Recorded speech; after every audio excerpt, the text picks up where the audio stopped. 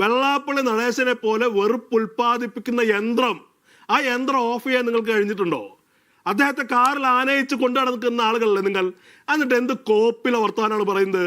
ഞങ്ങൾ എല്ലാവരെയും പ്രതികരിക്കും, സെലക്റ്റീവായിട്ടുള്ള പ്രതികരണം. നിങ്ങൾ സെലക്റ്റീവാണെന്നേ, പക്കാ സെലക്റ്റീവാ. നിങ്ങളുടെ സർക്കാർ കാവലുണ്ട് എന്ന് നിങ്ങൾ മുദ്രാവാക്യം, സർക്കാർ കാവലുണ്ട് സംഘികൾക്ക്, സംഘപരിവാർ മനോനിലയുള്ളവർക്ക് കാവൽ നിൽക്കുക. വെള്ളാപ്പള്ളിയുടെ ഒരു കാര്യം ഞാൻ പറഞ്ഞു, ആ പ്രസ്താവന. കണ്ണൂരിലൊരു ചെറുപ്പക്കാരനെ കഴുത്തറുത്ത് കൊന്നു, ഒരു കൊച്ചുകുട്ടിയെ, ഫഹദ് മോൻ എന്ന പേര്.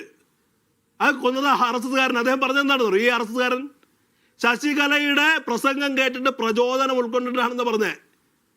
വേണമെങ്കിൽ നിങ്ങൾക്ക് ശശികലയ്ക്കെതിരെ കേസെടുക്കാം. കേസെടുത്തിട്ടുണ്ടോ നിങ്ങൾ? കേരളത്തിൽ ഓരോ ജില്ലകളിലും ലിസ്റ്റ് ഞാൻ തരണോ?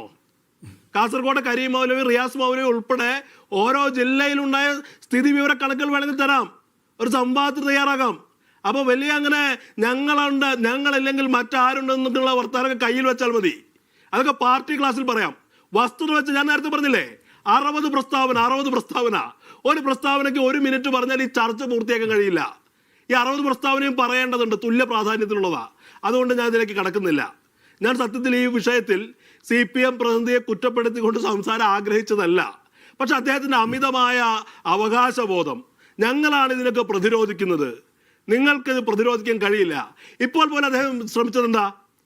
ന്യൂനപക്ഷത്തിൽ ആൾക്കൂട്ട ആക്രമണം സംഘപരിവാർ നടത്തുമ്പോൾ, ആൾക്കൂട്ട ആക്രമണം നടത്തുന്നത് സംഘപരിവാർ മാത്രമല്ല, ന്യൂനപക്ഷത്തിൽപ്പെട്ട ആളുകളും ആൾക്കൂട്ട ആക്രമണം നടത്തുന്നു എന്നാ.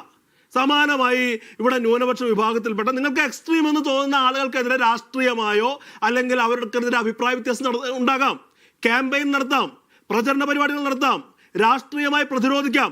പക്ഷെ കേരളത്തിൽ ന്യൂനപക്ഷ വിഭാഗത്തിൽപ്പെട്ട നടന്ന ആൾക്കൂട്ട ആക്രമണം എവിടെ നടന്നിട്ടുള്ളത്? നിങ്ങൾ ഈ പശുവിനെ കുറിച്ച് പറയുമ്പോൾ ഈ പറയുന്ന പോർക്ക് ഫെസ്റ്റിവൽ നടത്തുന്നില്ല എന്ന് ചോദിക്കുന്ന പോലത്തെ ഒരു ചോദ്യമല്ലേ ഇത്? വളരെ കൃത്യമാണ്.